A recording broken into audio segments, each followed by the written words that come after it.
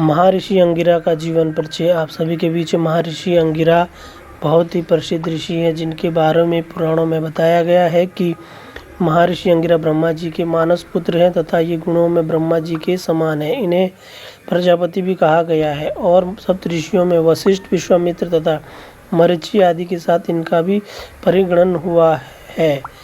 इनके दिव्य आत्मज्ञान, योग बल, तप साधना एवं मंत्र शक्ति की विशेष प्रतिष्ठा है। इनकी पत्नी दक्ष प्रजापति की पुत्री स्मृति मंतांतरण में श्रद्धा थी, जिनसे इनके वंश का विस्तार हुआ।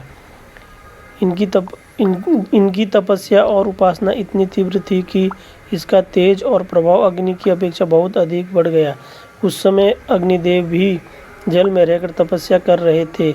जब उन्होंने देखा कि अंगिरा के तपोबल के सामने मेरी तपस्या और प्रतिष्ठा तुच्छ हो रही है, तो वे दुखी हो अंगिरा के पास गए और कहने लगे, आप प्रथम अग्नि है, मैं आपके तेज की तुलना में अपेक्षाकृत न्यून होने से द्वितीय अग्नि हूँ। मेरा तेज आपके सामने फीका पड़ गया है, अब मुझे कोई अग्नि नहीं कहेगा। तब महर्षि अंगिरा ने सम्मानपूर्वक उन्हें देवताओं को हवि पहुँचाने का कार्य सौंपा, साथ ही पुत्र रूप में अग्नि का वरण किया। तत्पश्चात वे अग्निदेव ही बृहस्पति नाम से अंगिरा के पुत्र के रूप में प्रसिद्ध हुए। उत्तथ्य तथा महर्षि संवर्त भी उन्हीं के पुत्र हैं। महर्षि अंगिरा की विशेष महिमा है। ये मंत्र दृष्टा, योगी, संत तथा महान भक्त हैं। इनकी अंगिरा स्मृति में सुंदर उपदेश तथा धर्माचरण की शिक्षा व्याप्त है।